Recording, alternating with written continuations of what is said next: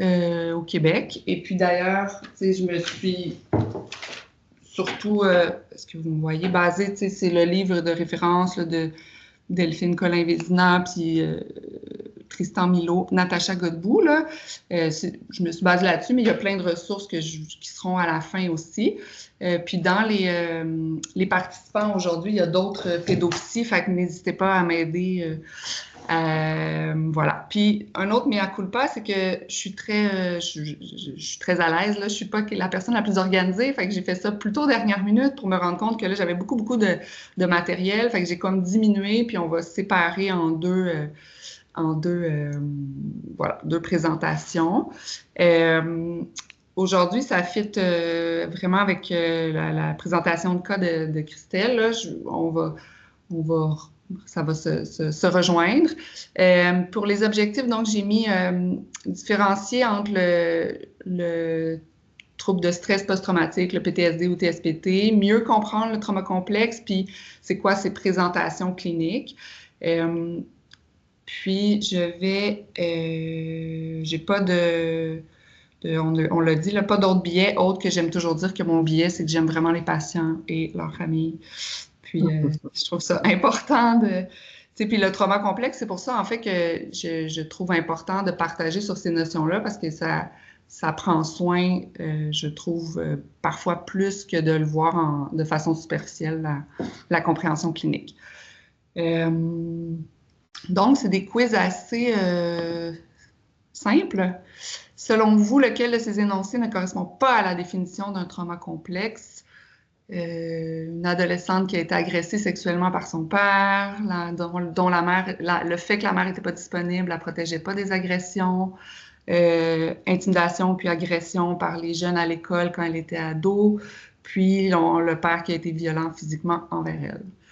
On va voir les réponses au cours de la présentation, mais je vous laisse, de toute façon, on va avancer parce qu'on n'a pas le quiz comme tel, c'est ça? Oui.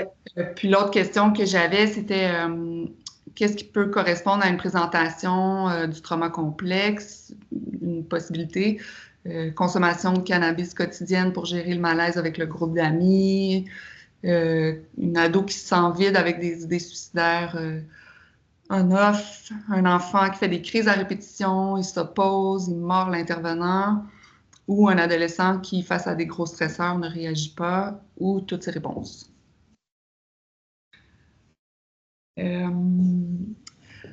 Puis à la fin, on reviendra. Là, mais donc, je mets un peu d'histoire. Les slides, c'est Anne qui va les passer, mais moi, je les aurais passés assez rapidement. Mais je trouve ça important pour comprendre parce que le trauma complexe, c'est des notions qui sont assez récentes, si on veut, dans les 10, 20 dernières années, même si ça a été plus présenté dans les années 80-90. Mais pour comprendre la différence entre le trauma plus simple et le trauma complexe, rapidement, par exemple, après les guerres, les névroses de guerre ou les obusites, puis là, ça a commencé dans les premiers manuels de diagnostic. On parlait par exemple, Adjustment Reaction of Adult Life. Puis, ça fait longtemps, puis dans le temps, c'était ce qu'il disait, c'est que si c'est temporaire, ces réactions-là, puis si jamais ça devient permanent, c'est à cause d'une faiblesse psychologique. Fait que c'est de là qu'on part.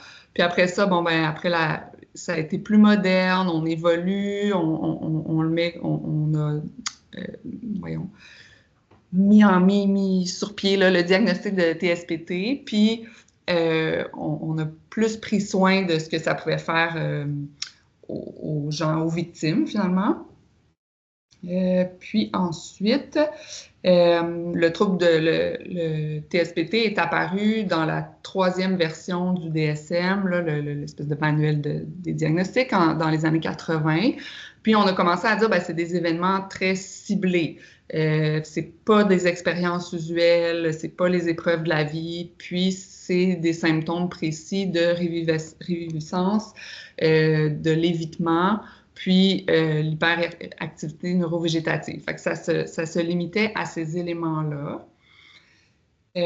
Puis ensuite, dans le DSM, là, on évolue 15 ans plus tard, on ajoute des choses, on dit que c'est pas obligé, que ça soit hors des expériences usuelles, mais il doit avoir une peur très intense, un sentiment d'impuissance ou d'horreur.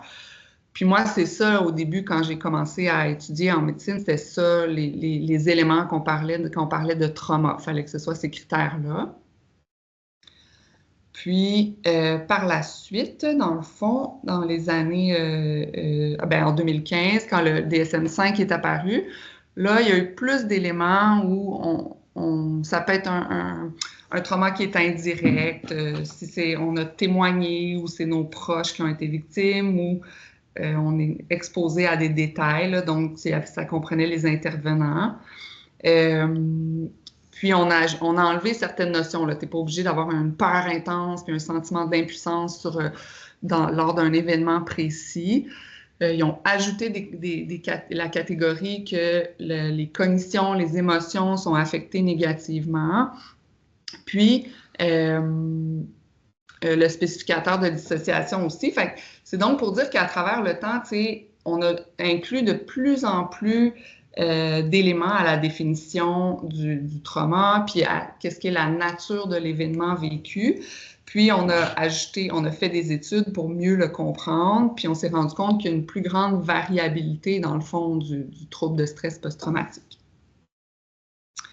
Et donc, ensuite, les gens, ils se sont dit, ouais, mais tu sais, le trouble du stress post-traumatique, c'est quand même, il y a des critiques qui ont été faites parce que la définition, elle est trop restreinte. C'est comme si faut avoir vécu quelque chose où notre intégrité plutôt physique, elle est en danger versus ça prend pas compte de l'intégrité psychologique. Puis après ça, c'est comme si on parle juste de l'expérience qui a été subie, puis pas de ce qu'il y a autour de nous comme ressources pour nous aider à passer à travers. Et donc, de dire que la vulnérabilité des gens dépend aussi des ressources puis de l'environnement autour d'eux, finalement, pour traverser le trauma. Puis ça ne tient pas compte d'un point important qu'il y a des gens qui vivent des expositions répétées à des événements, mais ils n'ont pas à des événements traumatiques, mais ils n'ont pas un diagnostic comme tel de trouble de stress post-traumatique, de TSPT. Et l'autre critique, c'était que les conséquences sont trop partielles parce qu'on a commencé à étudier, par exemple, les victimes d'agressions sexuelles, puis c'est comme s'il fallait que ça rentre dans telle catégorie de conséquences, sinon, c'est pas que tu avais vécu un trauma. Puis c'est comme si il faut un avant ou un après, mais c'est difficile de le déterminer. Fait que c'est comme les conséquences sont de quand à quand, c'est quoi qui est inclus dans tout ça. Ensuite, là, il y a j'ai mis ça parce que c'est mon petit côté féministe, là. C'est les deux femmes qui suivent dans les années 80. On fait plus de critiques sur... on peut passer à l'autre diapo. En fait, non. L'autre d'avant, je peux rapidement dire que c'est un médecin qui a dit, il y a le type de trauma plus spécifique à un événement qui est isolé, imprévu, tout ça. Puis, on a une réaction à l'événement. Par exemple, j'ai des peurs associées, des souvenirs associés à cet événement-là. Mais elle disait aussi, il y a aussi un autre type de trauma, qui est celui qui est plus chronique, répété, puis qui va être plus de nature interpersonnelle. Fait que là, on entrait dans plus ce qui est le trauma complexe, justement. Puis surtout, cette notion-là que c'est des mécanismes de défense qui ont pour fonction de protéger l'intégrité psychologique puis l'intégrité du soi face à ces traumas répétés-là. Fait que ça entrait en ligne de compte à ce moment-là. Puis, il y a... Dr.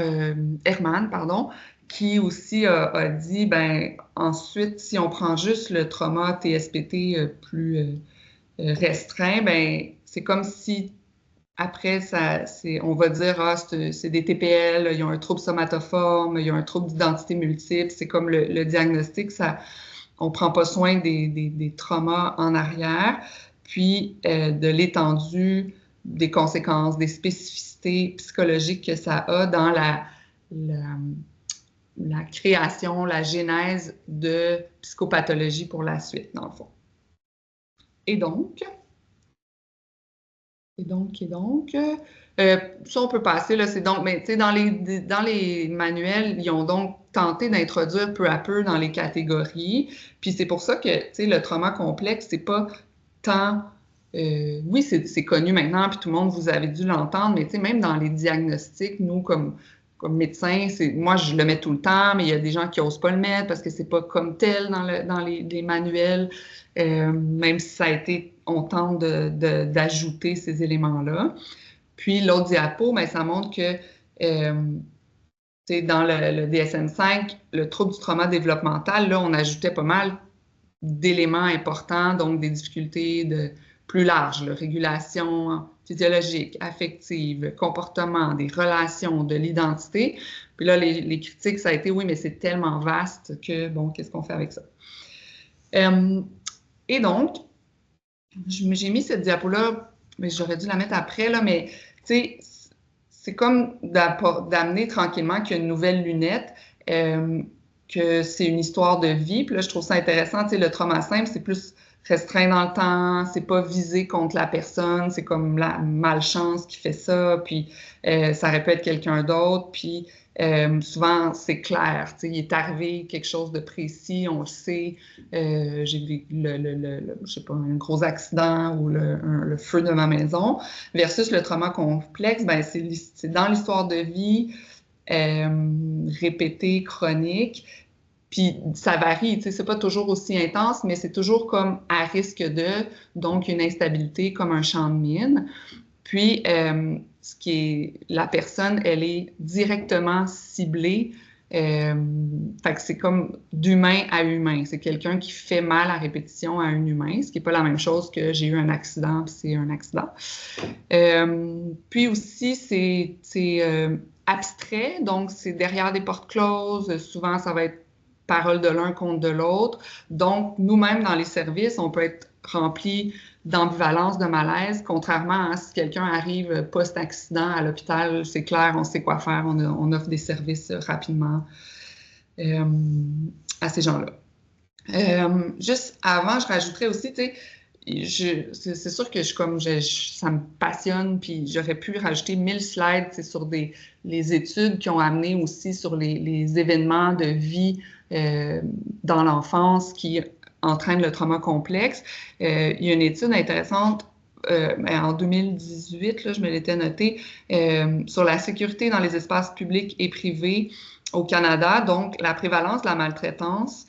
Ben en fait, c'était comme des gens de 15 ans et plus, si ils ont vécu des expériences de violence physique, d'abus sexuels, violence psychologique, exposition à la violence conjugale, négligence physique avant l'âge de 15 ans, puis 60% des gens répondaient oui.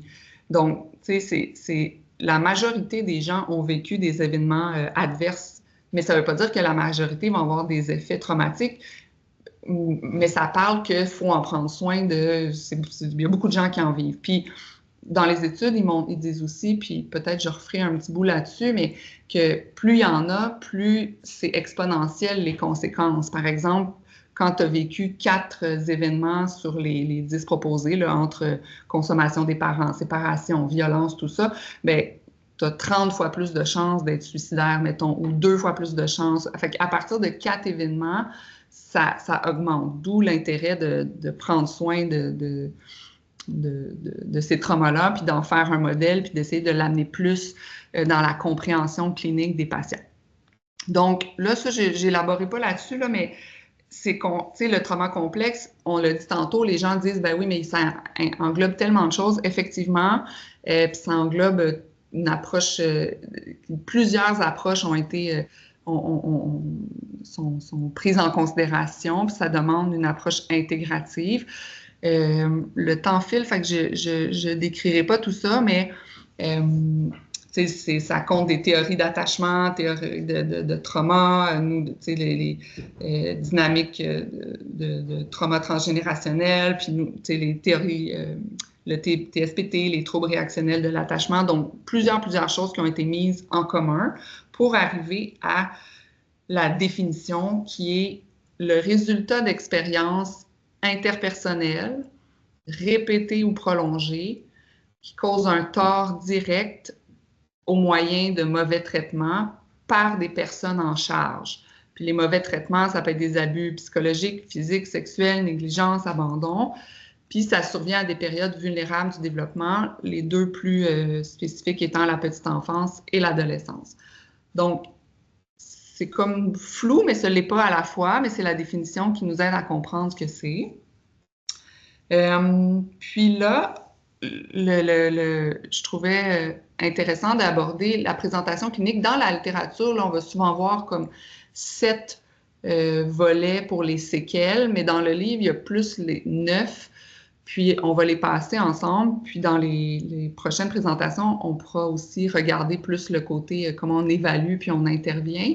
Mais c'est intéressant parce que les patients qu'on trouve complexes ensemble puis qu'on aborde souvent dans les échos ou les patients qui nous font le plus rusher entre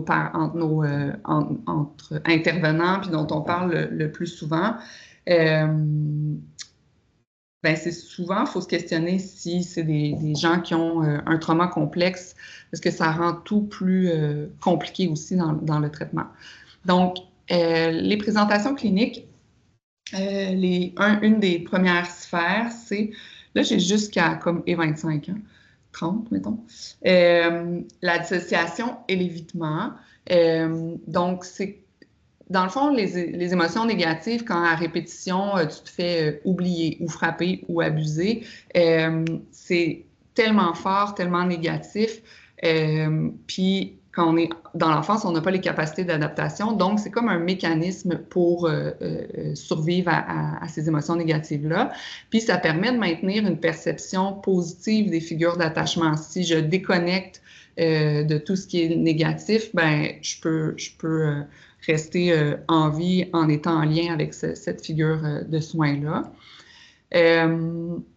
Par la suite, ça a par contre un impact évidemment sur les comportements sociaux d'apprentissage parce que ça va être un mécanisme qui tend à perdurer puis à s'intensifier, donc souvent en retrait de la réalité et ça ne permet pas d'être en lien ou des apprentissages, d'être disponible cognitivement. Des exemples de ça, c'est un peu comme je parle de mon expérience comme si c'était arrivé à quelqu'un d'autre. Par exemple, c'était comme si c'était un rêve, c'était pas vrai, ou il est entré dans ma chambre, je me souviens, je me suis juste de me relever le lendemain matin, je suis tout le temps dans la lune, je vois pas ce qui se passe autour de moi, qu'est-ce qui s'est passé dans la journée, je le sais pas, je suis déconnectée. Donc, c'est un mécanisme d'adaptation qui devient un mécanisme malsain, évidemment. Ensuite, problèmes relationnels et d'attachement. Donc, c'est évidemment des gens qui ont un risque élevé de développer un attachement insécurisant, là, contrairement à un attachement sécure. Puis là, il y a toujours ce...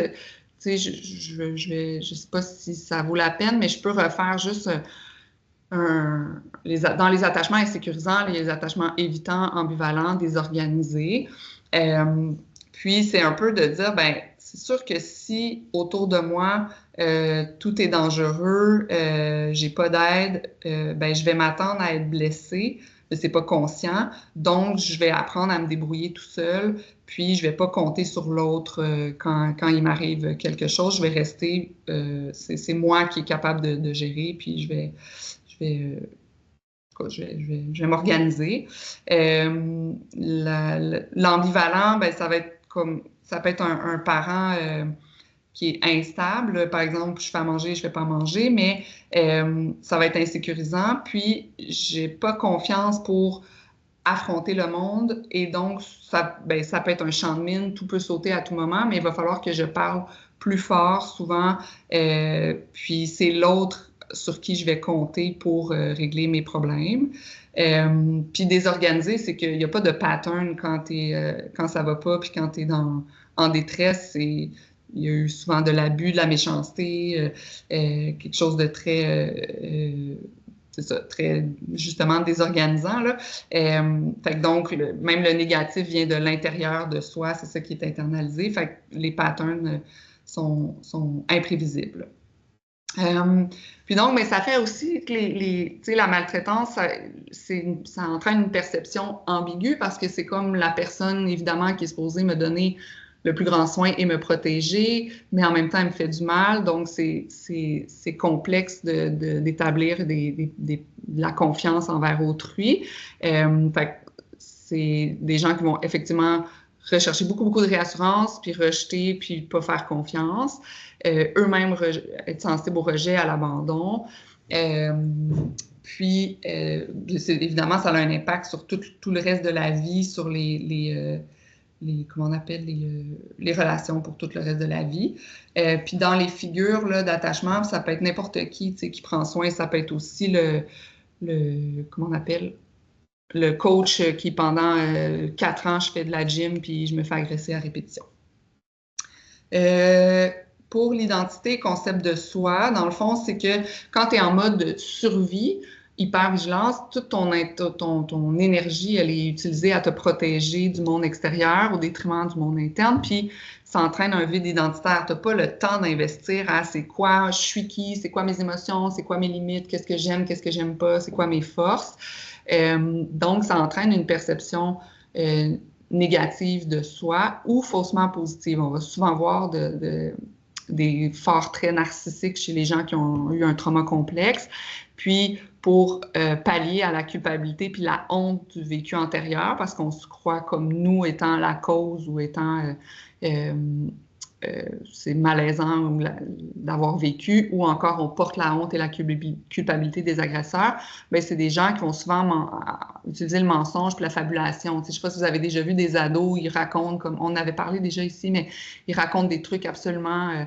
ah oui, mon père, il a 4 voitures, puis ça fait aucun sens, mais ils sont tellement fragiles qu'ils créent ça parce que c'est plus confortable que la réalité qui fait tellement mal de j'ai rien et je me sens comme être rien. Puis c'est des gens aussi, l'anticipation du rejet, un peu comme la jeune dont on a parlé tantôt aussi, tu sais, ah, c'est pas grave si mon ami est pas là, ah, c'est pas important, comme j'ai pas de valeur, donc les gens, c'est correct s'ils m'en accordent pas. Somatisation, physiologie, donc dans la vie, on a un mécanisme. Oui. Est-ce qu'on reprend, on poursuit plus tard ou? Oui, on peut. On peut. J'avais pas vu l'heure précise. Donc, moi, je propose qu'on poursuive plus tard puis qu'on prenne 2 minutes pour avoir les commentaires du groupe. Donc, j'arrête le partage. Oui, puis les commentaires du groupe, n'hésitez pas en fait à ce que vous voulez savoir sur le trauma complexe, parce que moi, j'aurais dû le faire à l'avance, mais je fonctionne mieux avec comme répondre à la demande ou à la question que le faire largement. C'est sûr, je voulais présenter d'où ça vient pour qu'on sache d'où prendre soin des patients, mais c'est quoi qui vous intéresserait dans la suite aussi? Est-ce que tu peux me permettre, Evelyne, je trouve ça hyper intéressant, je trouve que tu amènes vraiment des exemples, tu sais, ces catégories, on voit plein de patients en tête, je pense après une richesse, moi, que tu amènes qui est vraiment au-delà des fois ce qu'on peut plus superficiel. Désolé tout le monde, on va rester en haleine jusqu'à la prochaine fois, mais sachez que certainement cette capsule-là, on la poursuit dans une des capsules en 2026. Là. Donc, on va voir la suite. Mais sinon, est-ce qu'il y avait d'autres, des commentaires, réflexions pour Evelyne? Oui, n'hésitez pas dans le chat ou à envoyer à Anne ou à n'importe qui ce que vous trouvez le plus, ce qui vous intrigue le plus, là, ce que vous voulez le plus savoir. Et je vais quand même... Oui, la référence du livre, le PowerPoint, il va être sur le portail, donc vous aurez la référence. Oui, c'est ça, le modèle ARC va être présenté aussi. Donc, pour la suite, on va trouver une date avec Evelyne. On va regarder quelles sont les capsules libres, les dates des capsules libres, puis elle va nous dire quand elle va pouvoir nous donner la suite. Bon, ben écoutez, merci à tous. Puis, comme d'habitude, s'il vous plaît, allez remplir s'il vous plaît, le formulaire d'évaluation. C'est là aussi que vous avez des pistes aussi pour Evelyne pour la suite. Ça fait toujours plaisir, là, justement, de ça l'aide à orienter